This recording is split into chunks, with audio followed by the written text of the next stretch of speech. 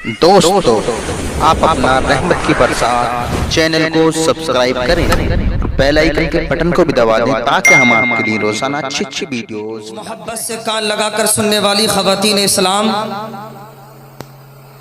अस्सलामु अलैकुम वरहमतुल्लाहि वबरकातुहू। वालेकुम अस्सलाम वरहमतुल्लाहि नहमदुहु व नुसल्लिमु अला रसूलिहिल करीम, अम्मा बाद, फ़अऊज़ु बिल्लाहि मिनश शैतानिर रजीम, बिस्मिल्लाहिर रहमानिर रहीम। इन्नल्लाहा व मलाइकतहु युसल्लूना अलन नबी या अय्युहल्लज़ीना आमनू सल्लु अलैहि व सल्लिमू तस्लीमा। आमनतु बिल्लाहि सदक़ल्लाहु मौलाना अज़ीम व बल्लगना रसूलुहुन नबियुल करीम व नहनु अला ज़ालिका लमिनश शाहिदीन व शाकिरीन वल्हम्दुलिल्लाहि रब्बिल आलमीन। बिरादरान मिल्लत इस्लामिया, जलसे का आगाज़ अल्लाह के कलाम पाक से हो चुका है और अब ज़्यादा वक्त लेने की ज़रूरत नहीं है। मैं कोशिश करूँगा कि जो हमारे मेहमान भाई मदरसे में बैठे हुए हैं या मदरसे के बाहर खड़े हुए हैं वो बहुत जल्द पंडाल में आने की कोशिश करें, इसलिए कि अगर आप बाहर खड़े हो तो वहाँ पर सिर्फ आसमान का साया आपके ऊपर रहेगा, और अगर महफिल रसूल में आ जाओगे, अगर मुस्तफ़ा की महफिल में आ जाओगे तो आसमान का भी साया रहेगा और मुस्तफ़ा की रहमत का साया भी रहेगा। इसलिए जितनी भी कोशिश हो सके जल्द से जल्द से में तशरीफ़ लाने की कोशिश करें। हजरात, शायर कहता है कि दुरूद आता है लब पर सलाम आता है, दुरूद आता है लब पर सलाम आता है, ज़बां पे जब मोहम्मद का नाम आता है, ज़बां पे जब मोहम्मद का नाम आता है। और पढ़े दरूद न क्यों कर रसूल अकरम पर, पढ़े दरूद न क्यों कर रसूल अकरम पर, यह नाम सबकी मुसीबत में काम आता है। तो पढ़े बाबा से बुलंद अल्लाहुम्मा सल्ली अला सय्यिदिना व मौलाना मुहम्मद व बारिक व सल्लिम सल्लु अलैहि सलातन व सलामन अलैका या रसूल अल्लाह या हबीब अल्लाह सल्लल्लाहु ताला अलैहि वसल्लम। बिरादरान मिल्लत इस्लामिया, जो लोग ये कहते हैं कि दरूद पाक पढ़ने का क्या फायदा है, इससे क्या मिलता है, इसकी क्या जरूरत है, तो एक आशिक कलम उठाता है और कहता है कि न पूछिए हमें क्या मिल गया है, न पूछिए हमें क्या मिल गया है, जो मांगा था उससे सिवा मिल गया है, जो मांगा था उससे सिवा मिल गया है। और दरूद अपने आका पे हमने पढ़ा तो, दुरूद अपने आका पे हमने पढ़ा तो खुदा की कसम खुद खुदा मिल गई। सुभान अल्लाह सुभान अल्लाह। हजरात, कुरान कहता है इन्नल्लाह व मलाइकतहु युसल्लूना अलन नबी, कि बेशक अल्लाह और उसके फरिश्ते नबी पर दुरूद व सलाम पढ़ते हैं। या अय्युहल्लज़ीना आमनू सल्लु अलैहि व सल्लिमू तस्लीमा, ऐ ईमान वालो तुम भी अपने नबी पर खूब खूब दुरूद व सलाम पढ़ो। हजरात, दरूद पाक पढ़ने की शान ये है कि दरूद पाक पढ़ने की बरकत से मुसीबतें टल जाती हैं, दुरूद शरीफ पढ़ने की बरकत से बीमारों को शिफा मिल जाती है, दुरूद शरीफ पढ़ने से दिल में खौफ खुदा पैदा होता है, दुरूद शरीफ पढ़ने से रसूलुल्लाह सल्लल्लाहु अलैहि वसल्लम की मोहब्बत पैदा होती है, दुरूद शरीफ पढ़ने वाले का नाम मुस्तफ़ा की बारगाह में पेश किया जाता है। अल्लाहु अकबर। आपने देखा होगा जब कोई भिखारी किसी के दरवाजे पर जाता है मांगने के लिए तो सबसे पहले उसकी औलाद के लिए दुआ करता है, फिर उसकी जान की सलामती के लिए दुआ करता है, फिर उसके माल की सलामती के लिए दुआ करता है। अमीर ये समझता है ये बड़ा तहजीब वाला भिखारी है, इसको खाली हाथ लौटाना मुनासिब नहीं, इसलिए जब हम रब की बारगाह में दुआ करते हैं, जब हम अपने हाथों को उठाते हैं तो वो मालिक के हकीकी कहता है ओ मेरे बंदो, जब मेरी बारगाह में आओ तो मेरे मुस्तफ़ा पे दुरूद पढ़ते हुए आओ, जब मेरी बारगाह से जाओ तो मुस्तफ़ा पे दुरूद पढ़ते हुए जाओ। गोया के कुदरत बताना ये चाहती है कि जब तुम दुआ मांगो तो दुआ मांगने से पहले मेरे मुस्तफ़ा पे दरूद पढ़ो और दुआ के बाद में मेरे मुस्तफ़ा पे दरूद पढ़ो। जब तुम दरूद पाक पढ़ करके दुआ मांगोगे तो दुआ मांगना ये तुम्हारा काम है और तुम्हारी दुआ को कबूल करना ये परवरदिगार। सुभान अल्लाह सुभान अल्लाह। आप ये ना समझें कि रसूल हमारे दरूद के मोहताज हैं, आप ये یہ نہ سمجھیں کہ رسول کو ہمارے درود کی حاجت ہے، نہیں نہیں، رسول پر تو اس وقت بھی درود پڑھا جاتا تھا کہ جب آپ کا وجود نہ تھا، رسول پر اس وقت بھی درود بھیجا جا رہا تھا جب ہمارا وجود نہ تھا، رسول پر اس وقت بھی درود پڑھا جا رہا تھا جب کائنات کا وجود نہ تھا، رسول پر اس وقت بھی درود پڑھا جائے گا جب آپ کا وجود نہ ہوگا، رسول پر اس وقت بھی درود پڑھا جائے گا جب ہمارا وجود نہ ہوگا، رسول پر اس وقت بھی درود کا نذرانہ پیش کیا جائے گا کہ جب کائنات کا وجود نہ ہوگا۔ قرآن کہتا ہے وَيَبْقَى وَجْهُ رَبِّكَ ذُو الْجَلَالِ وَالْإِكْرَامِ کہ کائنات کی ہر چیز فنا ہو جائے گی لیکن اللہ کا وجود باقی رہے گا، خدا کی ذات باقی رہے گی، اور جب خدا کی ذات باقی رہے گی تو مصطفیٰ جان رحمت کی بات باقی رہے گی۔ اے بابا سبحان اللہ، بہت خوب بہت خوب۔ اللہ اکبر۔ ایک مرتبہ مصطفیٰ جان رحمت صلی اللہ علیہ وسلم نے حضرت جبرائیل سے فرمایا اے جبرائیل کیا تم آسمان کے ستاروں کو گن کر بتا سکتے ہو؟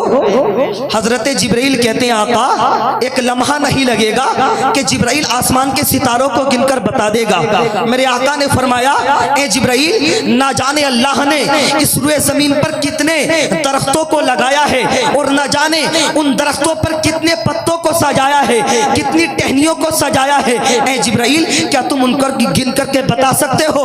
حضرت جبرائیل کہتے ہیں آقا ایک سیکنڈ نہیں لگے گا کہ جبرائیل ان کو بھی گن کر کے بتا دے گا۔ میرے آقا نے ارشاد فرمایا اے جبرائیل اللہ نے نہ جانے کتنے سمندروں کو پیدا کیا ہے اور نہ جانے کتنے قطرات کو پیدا کیا ہے، اے جبرائیل کیا تم پانی کے قطروں کو گن کر کے بتا سکتے ہو؟ حضرت جبرائیل کہتے ہیں آقا ایک لمحہ نہیں لگے گا کہ جبرائیل پانی کے قطرات کو گن کر کے بتا دے گا۔ میرے آقا نے ارشاد فرمایا اے جبرائیل نہ جانے اس روئے زمین پر کتنے ذرات پیدا ہوئے ہیں، کیا تم زمین کے ذروں کو گن کر کے بتا سکتے ہو؟ حضرت جبرائیل کہتے ہیں آقا ایک لمحہ نہیں لگے گا۔ اتنا کہا میرے مصطفیٰ مسکرا دیے اور ارشاد فرمایا اے جبرائیل میں جانتا ہوں کہ تم آسمان کے ستاروں کو گن کر کے بتا سکتے ہو، اے جبرائیل میں جانتا ہوں کہ تم زمین کے ذروں کو گن کر کے بتا سکتے ہو، اے جبرائیل میں جانتا ہوں کہ تم سمندر کے پانی کے قطرات کو گن کر کے بتا سکتے ہو، لیکن اے جبرائیل جب کوئی مصطفیٰ کا غلام مصطفیٰ کی محفل میں بیٹھ کر کے اپنے نبی پہ درود پڑھتا ہو تو جو نیکیاں اس کو ملتی ہیں، جو ثواب اس کو ملتا ہے، تو کیا تم اس کی نیکی کو گن کر کے بتا سکتے ہو؟ حضرت جبرائیل کہتے ہیں آقا جبرائیل کے اندر اتنی طاقت نہیں ہے، جبرائیل کے اندر اتنی پاور نہیں ہے کہ مصطفیٰ کا غلام مصطفیٰ کی محفل میں بیٹھ کر کے مصطفیٰ پہ درود پڑھے اور میں اس کے نیکیوں کو گن کر کے بتا دوں۔ آقا قیامت تو آ سکتی ہے لیکن جبرائیل درود پاک پڑھنے والے کی نیکیوں کو نہیں بتا سکتا۔ واہ واہ واہ۔ برادران ملت اسلامیہ جو لوگ یہ کہتے ہیں کہ تم ہر وقت نبی نبی کا ذکر کرتے رہتے ہو، میں کہتا ہوں نادان، کائنات میں جتنا ذکر مصطفیٰ کا ہوتا ہے اتنا ذکر تو خدا کا بھی نہیں ہوتا ہے۔ آپ کہیں گے کیسے؟ تو سنیے خدا کا ذکر صرف مخلوق کرتی ہے اور اللہ کا ذکر خدا کا ذکر صرف مخلوق کرتی ہے اور مصطفیٰ کا ذکر خود پروردگار عالم کرتا ہے۔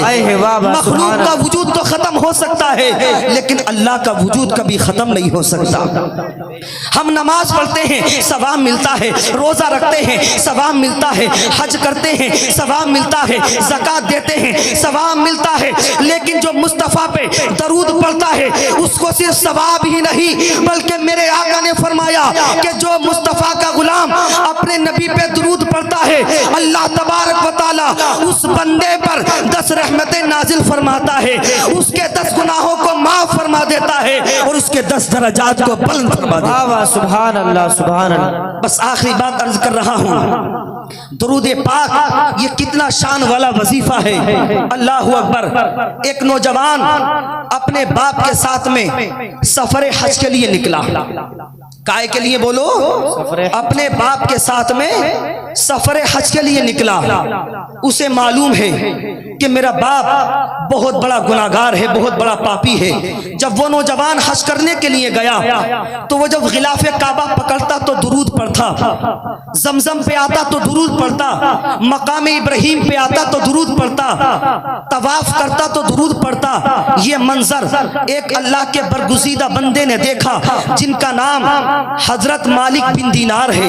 حضرت مالک بن دینار نوجوان کے قریب آئے اور آ کر کے کہنے لگے, اے نوجوان یہ تو بتا, جب تو غلاف کعبہ پکڑتا ہے تو درود پڑھتا ہے, جب تو زمزم پہ آتا ہے تو درود پڑھتا ہے, مقام ابراہیم پہ آتا ہے تو درود پڑھتا ہے, آخر اس کی وجہ کیا ہے؟ نوجوان نے کہا اگر آپ اللہ کے برگزیدہ بندے نہ ہوتے تو میں یہ راز آپ کو کبھی نہ بتاتا. بات یہ ہے کہ جب میں اپنے باپ کے ساتھ میں سفر حج کے لیے نکلا تو مجھے معلوم ہے کہ میرا باپ گناہگار ہے, مجھے معلوم ہے کہ میرا باپ بہت بڑا پاپی ہے, لیکن میرے دل میں نیت یہ تھی کہ میرا باپ حج کر لے گا تو اللہ تبارک و تعالی اس کے گناہوں کو معاف فرما دے گا. اس لیے کہ جب بندہ حج کر کے واپس آتا ہے تو گناہوں سے ایسا پاک و صاف ہو کے آتا ہے کہ جیسے ماں کے شکم سے بچہ آتا ہے. اللہ اکبر. نوجوان کہتا ہے لیکن افسوس کی بات یہ ہے کہ سفر کرتے کرتے میرے بیچ راستے میں میرے باپ کی طبیعت خراب ہو گئی اور میرے باپ کا انتقال ہو گیا. اب میں چکر میں پڑ گیا کہ جس جگہ پہ میرے باپ نے دم توڑا تھا, جس جگہ پہ میرے باپ نے آخری سانس لی تھی وہ ایک گھنا جنگل تھا. اب میں سوچ میں پڑ گیا اس گھنے جنگل میں میں کیسے اپنے باپ کو سنبھالوں, اس گھنے جنگل میں میں کیسے اپنے باپ کو دفن کروں. اسی کشمکش میں نے اپنے باپ کی قبر کھودنا شروع کر دیا. جب میرے باپ کی قبر تیار ہو گئی میں نے اپنے باپ کو قبر میں لٹانا چاہا. جیسے ہی میری نظر میرے باپ کے چہرے پر گئی ہے تو میں حیران ہو جاتا ہوں, پیروں میں سے زمین نکل جاتی ہے, اس لیے کہ میرے باپ کا چہرہ گدھے کے چہرے کی طرح ہو چکا ہے, میرے باپ کی شکل گدھے کی شکل کی طرح ہو چکی ہے. جوان تھا, باپ کا بیٹا تھا, دیکھ نہ سکا, شرم کی وجہ سے اپنے باپ کے چہرے پر چادر ڈال دی, سرہانے بیٹھ کر کے رونے لگ گیا, آنکھوں میں آنسو جاری ہے. اتنے میں اس کو نیند آتی ہے. جیسے ہی نیند آئی ہے تو اس کے خواب میں کوئی دنیا کے ٹھیکیدار نہیں آتے ہیں بلکہ مدینے کے تاجدار تشریف لے آتے ہیں, میرے مصطفیٰ تشریف لے آتے ہیں. نوجوان کہتا ہے جو میرے خواب میں آئے تھے ان کی کالی کالی زلفیں تھی, خوبصورت چہرہ تھا. اللہ اکبر. جب وہ چلتے تھے تو ایسا لگتا تھا کہ جیسے عرش فرش پر آ چکا ہو. ان کا تلوہ لاجواب تھا, ان کا جلوہ بے مثال تھا. نوجوان کہتا ہے وہ میرے باپ کے قریب آئے, آ کر کے میرے باپ کے چہرے سے کپڑا ہٹایا. ہٹانے کے بعد انہوں نے میرے باپ کے چہرے پر ہاتھ پھیرا. ان کا ہاتھ پھیرنا تھا کہ میرے باپ کا چہرہ چودھویں کے چاند کی طرح چمکنے لگا. سبحان اللہ. میرے باپ کا چہرہ چودھویں کے چاند کی طرح روشن ہو گیا. جب وہ جانے لگے تو میں نے دامن پکڑ لیا. او اجنبی تم کون ہو, او مشکل کشا تم کون ہو جو میرے باپ پر اتنا رحم کیا ہے, جو میرے باپ پر اتنی مہربانی کی ہے. انہوں نے کہا ارے تو جانتا نہیں مجھے محمد ابن عبداللہ کہا جاتا ہے, میں تیرا بھی نبی ہوں, تیرے باپ کا بھی نبی ہوں. نوجوان نے کہا آقا مجھے یہ تو بتلا دیجئے, میرا باپ تو بڑا گناہگار تھا, میرا باپ تو بڑا پاپی تھا, جس کے گناہوں کی وجہ سے اس کی شکل بھی گدھے کی شکل کی طرح ہو گئی. آخر وجہ کیا ہے؟ تو میرے مصطفیٰ نے ارشاد فرمایا